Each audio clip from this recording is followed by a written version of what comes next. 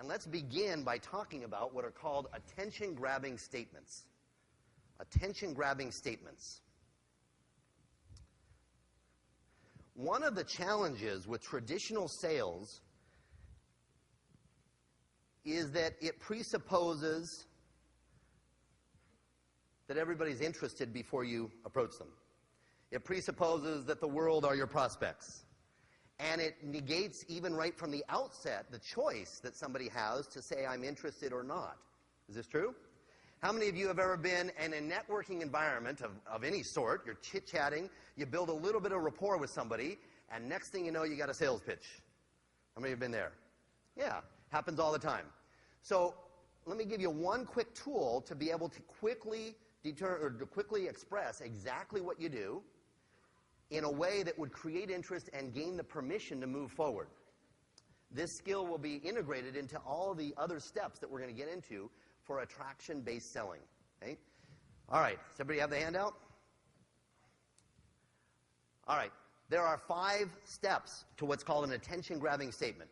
So on this handout, one side has a worksheet. Flip it to the other side.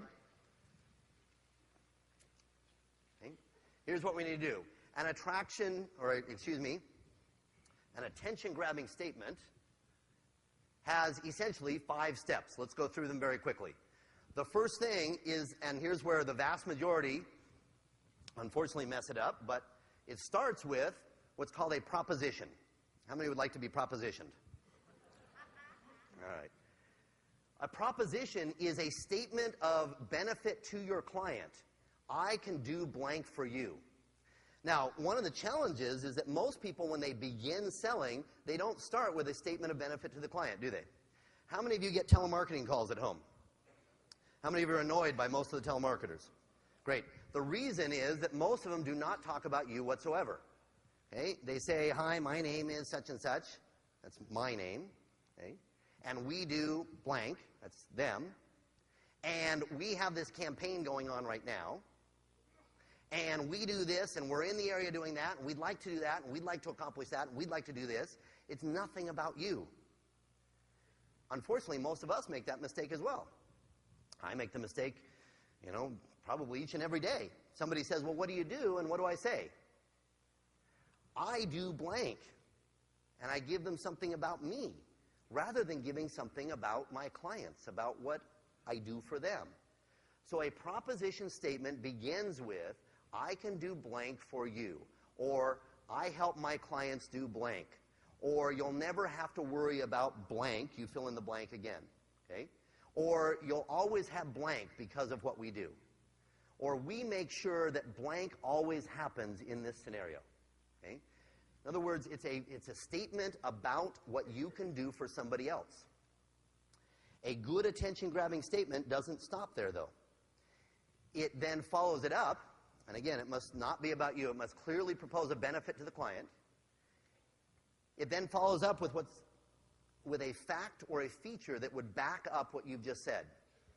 Now, if any of you have had some traditional sales training, the kind of sales training that we got during the 70s and 80s, you know that there's this mantra that was put out there about feature, benefit, close. How you explain a fact or feature about what you do, you explain the benefits to the client, and then you ask some sort of question that would lead people to say yes.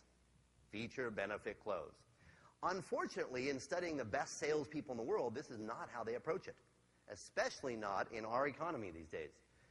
You must start with the benefit up front in the form of a proposition and then back it up with a fact. So I can do blank for you because of blank fact. It then takes you right back into the benefits. We say, which means to you this, this, and that, and we add more benefits, followed by a little bit of evidence, and then the most important part is permission to move forward. So let me give you a real-world example. I get a lot of telemarketing calls. Most of them don't manage to get through to me, thankfully. And I say that being somebody that trains salespeople. The biggest thing that annoys me is when they get through to me and they're really bad salespeople sometimes. Right? So sometimes I have fun and I try and take that opportunity to turn it around and try and teach them how to be good salespeople or bring them to things that we offer, courses or things that we offer. But every so often, I get a really good sales call. I got one recently.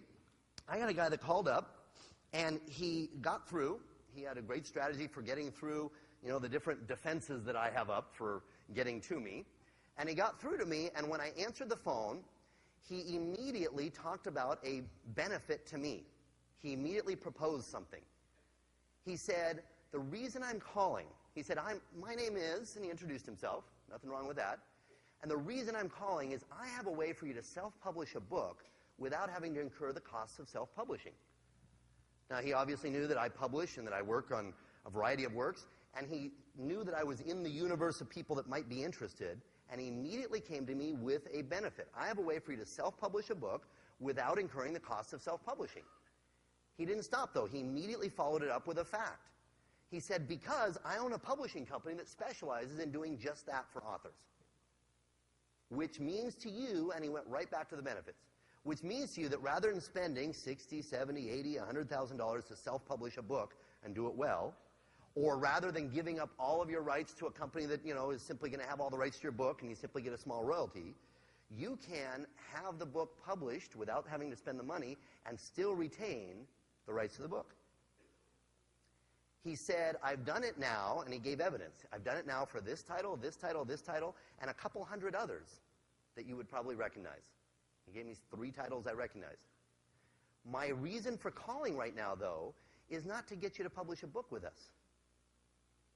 I'm going to be in town next week. I would love a chance to meet you, to get to know what some of your upcoming projects are, and to see if this is a fit. Which day would be best for us to get together for lunch? I'm going to be in Tuesday and Wednesday. Which of those days would be best? What did I say? Wednesday looks good. He said, are you more alive before lunch, after lunch, or right on the nose at noon? I said, well, I'm probably better at, more like 11. He said, great, what's your favorite restaurant? And I said, here's the restaurant. He said, I'll meet you there at 11. I look forward to meeting you. Okay? Now, there's a telemarketing call that took all of about a minute. Didn't take very long. And yet, I was thoroughly interested. Simply because it wasn't about him as much as it was about what he could do for me.